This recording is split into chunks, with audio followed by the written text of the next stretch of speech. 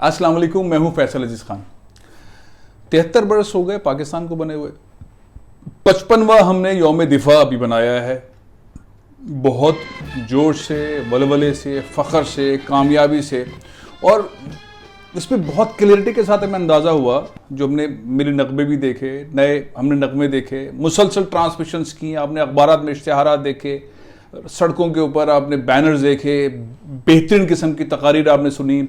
हमारे सिपह सालार जनरल कमर बाजवा साहब की तकरीर सुनी। बहुत सारे पहलू हैं उस तकरीर के, लेकिन हमें बड़ा हमारा खून जो है वो खौलने लगा और हम ईंट का जवाब पत्थर से देने को मुकम्मल तैयार हैं। हमारे पास एटम बम हैं, हमारे पास मिसाइल्स में पूरी एक ऑप्शंस हैं, कहाँ किसको हिट करना है, मतलब किसी को नहीं छोड़ सकते ना। मतलब इस तरह सदा का हमारा एडवांस्ड हमारा जो है वो दिफाई निज़ाम है। हमारे पास टैंक्स हैं, एक्स्ट्रा ऑर्डिनरी हमारे पास टैंक्स हैं। अल खालिद की मिसालें दुनिया देती है कि अल खालिद टैंक, मशाक तैयारे हैं। एयरफोर्स हमारी जज्बे से लड़ने वाले हम लोग हैं। एयरफोर्स हमारी ऐसी है कि आपने बार बार मिसालें देखी हैं। अभी हमने देखा भी, हमने तमगे भी दिए उन जवानों को, उन ऑफिसर्स को। ये सब कुछ हमारी कामयाबियाँ बार बार टीवी पे नज़र आ रही हैं, अखबारों में नज़र आ रही हैं। मैं सोच रहा था कि हमारी आर्मी इतनी आगे, सारी दुनिया डरती है आर्मी से, उसकी कैपेसिटी, उसके जवानों की कैपेसिटी। हमारी एयरफोर्स एक्स्ट्रा ऑर्डिनरी परफॉर्म करती है, हमारी नेवी ज़बरदस्त परफॉर्म करती है। ISI को कहते हैं दुनिया की नंबर 1 एजेंसी है। एक साइड पे हमारी इतनी तरक्की है और हम इतने एडवांस आगे जा रहे हैं, मुसलसल जा रहे हैं। 73 सालों में हमने अपनी, मतलब साइज में हम कम हैं, लेकिन इंडिया की ऐसी कि तैसी की हुई। इंडिया डरता है और हम जा रहे हैं, हन अंदाज में भी नहीं चलते, हम अपने पॉलिसीज के हिसाब से आगे जा रहे हैं। अब एक तरफ तो हमारी तरक्की बार बार है, हम एटम बम भी हमारे पास है, वाहिद मुस्लिम रियासत है।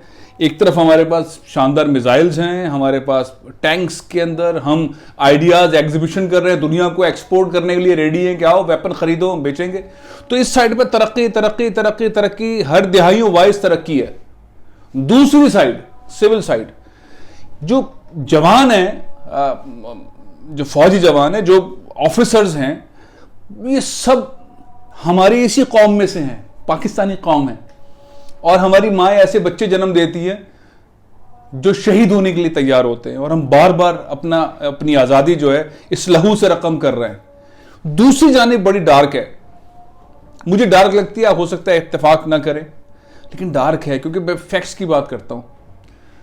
हमारी सनतें क्या उसी तरह से तरक्की कर सकी जिस तरह से हमारी ये वाली सनतें तरक्की कर सकी, मिलिट्री साइड की, जिसने जहाज़ भी बनाए, जिसने आबदोज़े भी बनाए, जिसने बंदूकें भी बनाई, जिसने टैंक भी बनाए, जिसने बम भी बना दिए, जिसने उस तरह से हम तरक्की कर सके। हमारी सनतें, हमारे रोड्स इस तरह से तरक्की कर सके, हमारे शहरों ने इस तरह से तरक्की की। हम यहाँ पर तरक्की क्यों नहीं कर सके? ये हमारी सियासी जमातें इतनी सारी जो हैं, उसमें मुस्लिम लीग नून के सारे धड़े ज़्यादा हुकूमत में रहे, मियाँ साहब and company. Pakistan peoples party मुख्तलिफ अदवार के अंदर हुकूमत में रही, उनके साथ इत्तेहादी जमातें छोटी बड़ी सब इत्तेहाद हुकूमत में रही। हम अपने शहरों को डेवलप क्यों नहीं कर सके? हम लाहौर को क्यों नहीं कर सके? पाकिस्तान के बनने से पहले के, बनने के बाद, पाकिस्तान बनने के बाद, और पाकिस्तान बनने के बाद और बहुत सारे ममालिक जो हैं वो वजूद में आए, लेकिन उनकी तरक्की आप देखें, उनके शहरों की डेवलपमेंट देखें, वहाँ मोटरवेज देखें, वहाँ हाईवेज देखें, वहाँ पे मॉल्स देखें, वहाँ पे सनतें देखें, उनकी एक्सपोर्ट देखें, उनकी लोगों के अंदर एजुकेशन और टेक्नोलॉजी के अंदर अप्रोच देखें। हम क्यों नहीं कर सके? हम अब तक क्यों फंसे हुए हैं? जो 2600 अरब रुपए हर साल पाकिस्तान को टैक्स देने वाला शहर है, वहाँ का नाला साफ़ नहीं है, वहाँ के नाले साफ़ नहीं है, वहाँ सड़कें टूटी हुई हैं, 12 साल से वहाँ से कचरा वहाँ से नहीं उठाया गया है, वहाँ पानी, वहीं का पानी वहीं बेचा जाता है। कराची के मसाइल में अब आपके सामने क्या रखूँ? तो सारी दुनिया कह रही है, पाकिस्तान फ़ौज कह रही है मसला हल करना है, वफाकी हुकूमत इमरान खान साहब कह रहे हैं, बिलावल भुट्टो ज़रदारी कह रहे हैं, MQM वाले कह रहे हैं, जमात इस्लामी वाले कह रहे हैं, एक एक बंदा चीख के कह रहा है। इस शहर का पता ही नहीं है कि 1.5 करोड़, 2.5 करोड़ के 3.5 करोड़ कितने लोग हैं, पता ही नहीं है। तो एक तरफ तो हम, ये हमारी सूरत हाल है कि जो सबसे ज़्यादा देने वाला शहर है उसका तो हमें पता ही नहीं कितने लोग रहते हैं। ना सड़क है, ना ट्रेन है, ना बस है, ना पानी है, ना कचरा उठ रहा है, गंदगी के ढेर हैं, डूब गया पूरा शहर। ये गवर्नेंस मैनेजमेंट की सूरत हाल है। दूसरे शहर को दें लाहौर को, उसको किस शहर से मुकाबला करेंगे? सनती तौर पे मुकाबला करेंगे। उस शहर का मुकाबला किससे करें? बहुत ज़्यादा तरक्की हो गई है, हम उसको मवाजना करते हैं कराची से। कराची तो बिल्कुल ही गर्क है, तो लाहौर थोड़ा सा बेहतर है, लेकिन लाहौर उस तरह बेहतर नहीं है जिस तरह दुनिया के और शहरों को बेहतर होना चाहिए। लाहौर का मुकाबला यूरोप के किस शहर से करेंगे? लाहौर का मुकाबला हम एशिया के किस शहर से करेंगे? दिल्ली से करेंगे, दिल्ली के डेवलपमेंट से करेंगे, उसकी सनतों से करेंगे, उनके रोड नेटवर्क से करेंगे, वहाँ की ट्रेन से करेंगे, वहाँ की बसों के नेटवर्क से करेंगे? किससे करेंगे?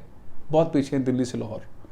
फैसलाबाद को लेते हैं, सबसे बड़ा सनती शहर, बहुत सनतें, उसका इंफ्रास्ट्रक्चर, उसकी तरक्की का किससे मुकाबला करेंगे?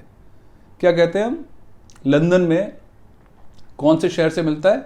मैनचेस्टर है पाकिस्तान, फैसलाबाद पाकिस्तान का मैनचेस्टर है। मैनचेस्टर को देखें, फैसलाबाद को देखें।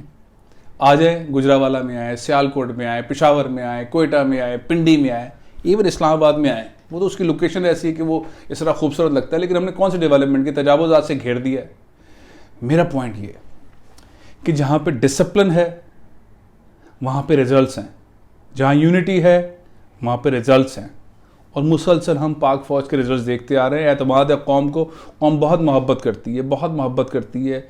अभी हमने 3-4 दिन हमने देखा, यौम दिफा मनाया, 55वां यौम दिफा था, हमने यौम फ़ज़ाइया मनाया, यौम बहरिया बनाया, सारी चीज़ें हमने देख ली और हमने यकीन कर लिया कि दुश्मन की तो ऐसी की तैसी कोई हमारी तरफ देखे। ये तो एतमाद है। दूसरी साइड जो है हमारे, जिसको हम वोट देते आए हैं, वोट देते रहते हैं, वोट पे आते रहते हैं, हुकूमत में वो छाते रहते हैं, पैसा गुम, ना सड़क, ना पानी, ना कचरा उठ रहा है, ना रोजगार मिल रहा है, ब्यूरोक्रेसी करप्ट, ठेकेदारों की जमातें बन गई सारी की सारी। मैं ये कोई बात, मतलब ये गारंटेड बातें हैं। तो पॉइंट क्या है, कौम को करना क्या चाहिए? हम अपने उन लोगों को जिनको वोट देते हैं उनकी अकाउंटेबिलिटी करें, उनसे पूछें पैसा जो हमारा टैक्स पेयर का था वो कहाँ गया। पाकिस्तानी फ़ौज दुनिया की कम से कम बजट इस्तेमाल करने वाली फ़ौज है, सस्ती तरीन फ़ौज है और बेहतरीन रिजल्ट देती है। पाकिस्तानी हुकूमत, ज़्यादा हुकूमतें, सियासी जमातें ज़्यादा बजट इस्तेमाल करने वाली पार्टी और हुकूमत है, और रिजल्ट किसी भी गवर्नमेंट का कोई नामवर पिछले 40 साल में उठाएं, आपको बहुत कोई नामवर सिनेरियो नज़र नहीं आएगा।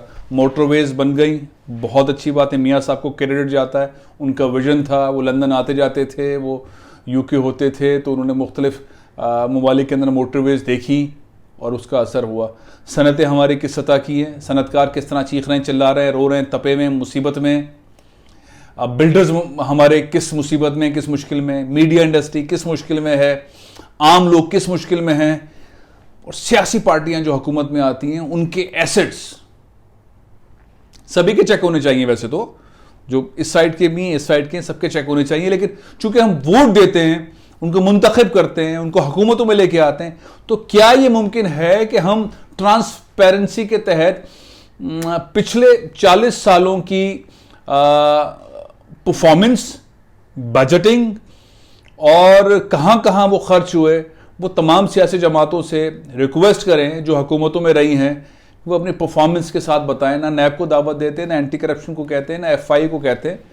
ये तो यहाँ का मामला है, मैंने वोट दिया था, मैं अपनी पार्टी से पूछूंगा, कौम पूछे तुमने पैसे कहाँ लगाए, इनको कितना दिफाई बजट दिया, इन्होंने क्या क्या रिजल्ट्स हासिल किए, क्या क्या चीजें हासिल की। तो हमारा सीना चौड़ा है कि हमें किसी भी तरह से किसी से डरने घबराने की जरूरत नहीं है।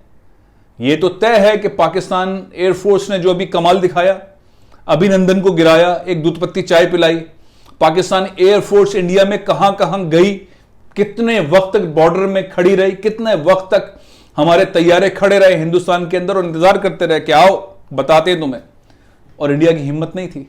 तो आपकी एयरफोर्स, कितने इंटरनेशनल कॉम्पिटिशन्स के अंदर पाकिस्तानी जवान जाते हैं और जीत कर आ जाते हैं, एक्स्ट्रा ऑर्डिनरी परफॉर्मेंस करते हैं, कितने गेम्स के अंदर, कितने फौजी मुकाबलों के अंदर पाकिस्तानी नंबर वन। एक क्या गूगल करें, मैं आपको क्या बताऊं।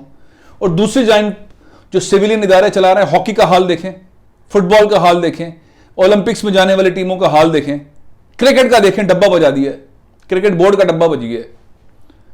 पॉइंट ये है कि जहाँ डिसिप्लिन नहीं होगा, जहाँ मॉनिटरिंग नहीं होगी, जहाँ परफॉर्मेंस चेक नहीं होगी, जहाँ ट्रांसपेरेंसी नहीं होगी, जहाँ पे प्रोफेशनल लोग नहीं लगाए जाएंगे डिलीवर करने वाले, वहाँ यही सूरत हाल है। अब चूंकि टेक्नोलॉजी का दौर है, 5th जनरेशन वॉर का मामला चल रहा है, तो वहाँ पे हमें सही जगह पे सही बंदा लगाना चाहिए। अगर नहीं लग रहा तो आवाज़ उठानी चाहिए।